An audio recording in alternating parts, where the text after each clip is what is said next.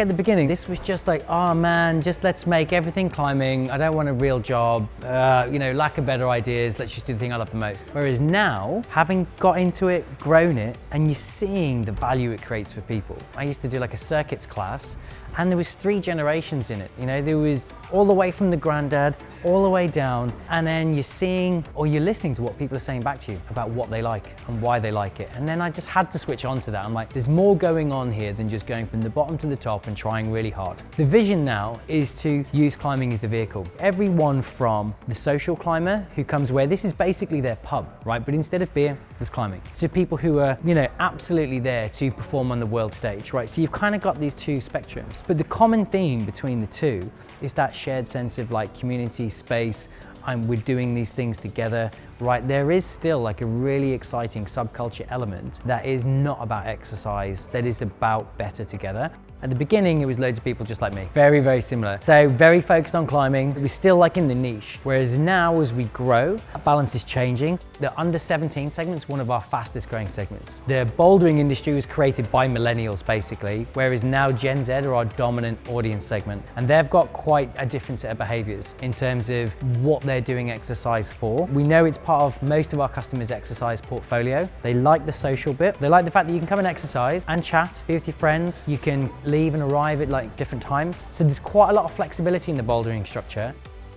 I think that people come to the Climbing Hangar for different reasons. So some of it is for sport and to get better at climbing. Lots of people come for community, and lots of people come for kind of mental health benefits, and many people come for all 3 of those things and many more. I think the other people that hold leisure memberships outside of the hangar are potentially yoga studios or gyms or potentially other team sports, so that they can fulfill all different elements of their kind of leisure and sporting activities across the month.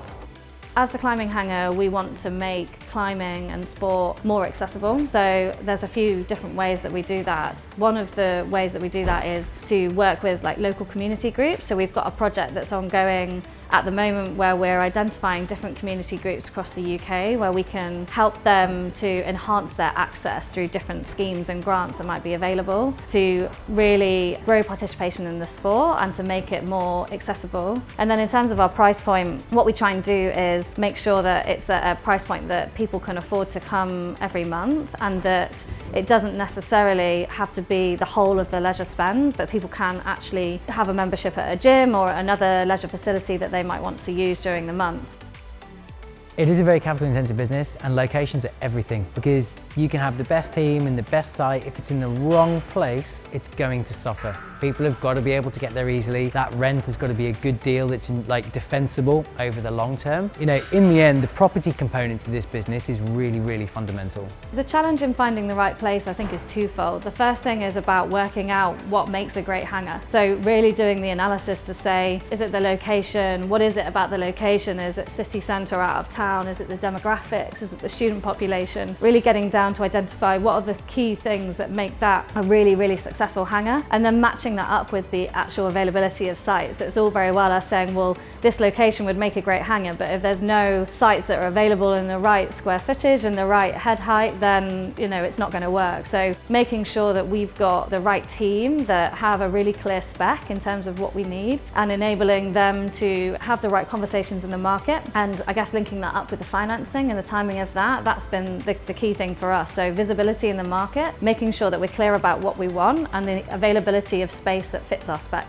What we really liked about Verlinvest was they started with the industry, so they'd already done extensive due diligence on climbing as a market and were super excited and engaged about what that could do and where the growth was. And then they came to us as part of that due diligence, whereas a lot of other PE and other people we were talking to saw us as the company in the first instance and then looked at the industry.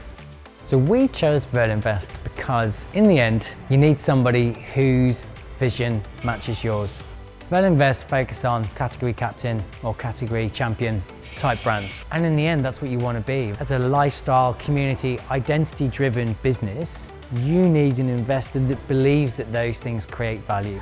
So for example, we've been connected with marketing experts in other areas where we don't have all the expertise in-house, and they've really given us quite a lot of support, but also challenge in the right way to make sure that we're on the right track, that we've thought about everything that we need to, and to just give us some gentle guidance in the right direction. I joined the Climbing Hangar 6 years ago, and at that point we had 3 sites. We've grown to 9 today. In the rest of 2025, we expect to open 3 or maybe 4 new sites. Given that we've only opened 1 every year for the last 5 or 6 years, that will certainly be an operational challenge that we're ready for. In terms of further scaling beyond that, we expect to get to 30 sites by FY30, and we've also got plans alongside Verlinvest to expand further afield, so whether that be UK-led M&A acquisition or potentially in Europe and further afield as well. So the next steps of the Climbing Hangar are, we need 30 indoor climbing walls built by 2030, so that's another 21. That's base case, so that's a pretty sort of strong growth objective. So the other component is, how do we get there? We need the Climbing Hangar to be synonymous with indoor climbing as part of that journey. Again, this is about being the primary brand. So in order to deliver that, that means that all the things we've spoken about today, making sure the welcome, the community, the experience, and of course the climbing are as good as they possibly can be.